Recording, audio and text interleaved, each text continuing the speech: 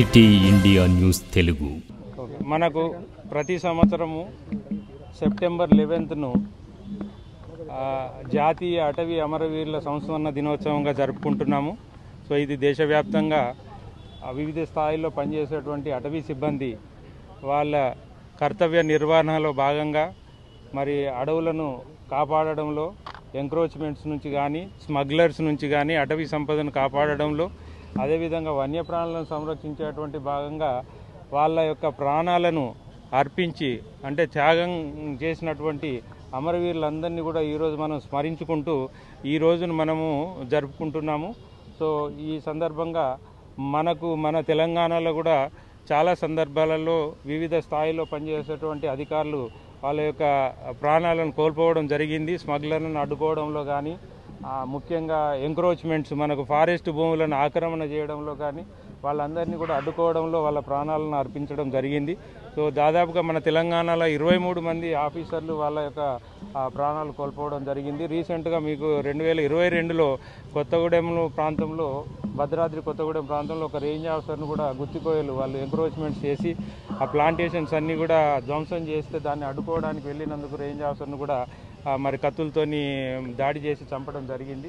So ఇదొక మనకు ఇది దాదాపుగా మనకు 1730లో జరిగినటువంటి ఒక ఇన్సిడెంట్స్ను పురస్కరించుకొని దీన్ని రెగ్యులర్గా సెప్టెంబర్ 11ను మనం జరుపుకుంటున్నాము. సో ఇది దేశవ్యాప్తంగా జరుపుకుంటాము. ఈ సందర్భంగా ఏమిటంటే అడవుల సంరక్షణ అనేటువంటిది ఇది అందరికీ సంబంధించినటువంటిది, ఫారెస్ట్ డిపార్ట్మెంట్కి ఒకరికే కాదు. సో ఫారెస్ట్ డిపార్ట్మెంట్ వాళ్ళతో పాటు మిగతా వాళ్ళందరూ కూడా అడవులను సంరక్షించుకున్నట్టయితే భావితరాలకు అడవుల యొక్క ఆవశ్యకత మనందరికీ తెలుసు. మనకు ఈ గ్లోబ్ ఎర్త్ పెద్ద డేంజర్లో ఉంది రకరకాల కాలుష్యాలతోని. సో ఈ అన్నిటికీ మూల కారణము అడవులు తరిగిపోవడమే. సో అడవులను పెంచుకోవడం అనేటువంటిది అందరి బాధ్యత. మరి ప్రతి ఒక్కరు కూడా దీనిలో అడవులను పెంచుకోవడము, చెట్లను పెంచడంలో భాగస్వాములు. గవర్నమెంట్ కూడా రకరకాల కార్యక్రమాల ద్వారా అందరినీ భాగస్వాములు చేస్తున్నారు. సో మనకు వనమహోత్సవం అనేటువంటి కార్యక్రమం మనం జరుపుకుంటున్నాం గవర్నమెంట్ ద్వారా ప్రతి సంవత్సరము.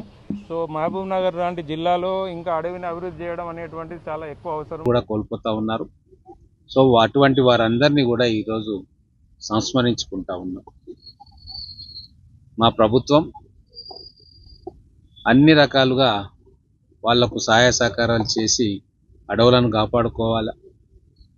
అడవులను కాపాడుకుంటేనే వర్షాలు పడతాయి, రైతులకు లాభం అవుతుంది అన్న ఒక ఆలోచనతోటి పాజిటివ్ దృక్పథంతో మన అటవీ సిబ్బందిని వాళ్లకు కావాల్సిన అన్ని సౌకర్యాలను కల్పించుకుంటూ వాళ్ళను ప్రోత్సాహం అందించే కార్యక్రమం చేస్తూ ఉన్నాం.